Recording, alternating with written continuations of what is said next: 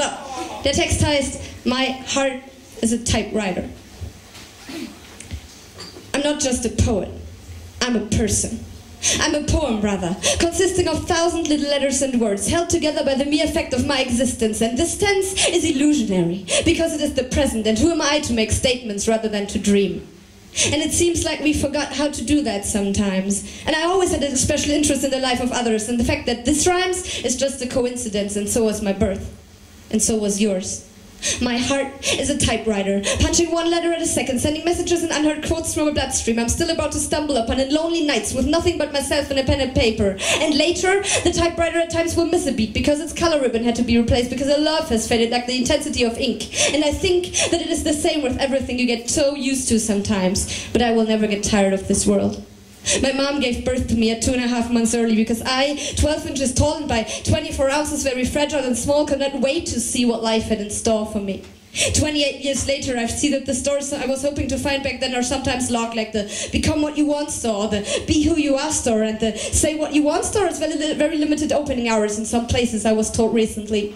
But my built-in typewriter still finds words for expressing all these madness, these contradictions and wonders we call life.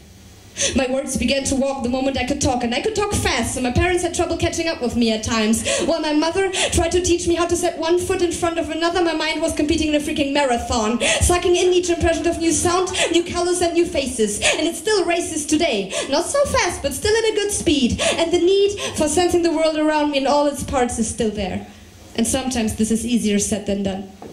Paper is patient, the German saying goes, and people say a lot they don't mean, and I don't mean to be mean, but this world is so crazy and cruel it's hard to see the good in all these bad places. So sometimes my shoelaces are untied on purpose so I can fall flat on my face in order to get a new perspective.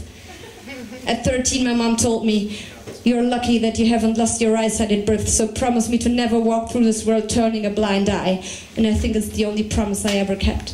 So I look around and write stories on my built-in writing machine. And my biggest hope is that the letters L-O-V-E never break, so I will still have something to send out to the world, even if there's nothing else left to write. And whenever you feel pessimistic, please remember that you can either turn and walk away, but you can also turn tables or work the turntables till there's music you can dance to.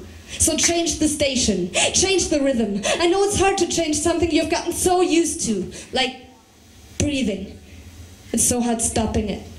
But why would I want to? So I look closely at the world, and the letters L-O-V-E on my typewriter are a bit worn out. My other choice would have been R-E-S-P-E-C-T, but that was coined by Aretha Franklin, and I don't want to be called a rip-off. So call me an optimistic instead. Call me a naive fool. Whatever you say is what I do not wish to be, for I'm only certain of two things. I do love life, and I do love its poetry. Vielen, vielen Dank.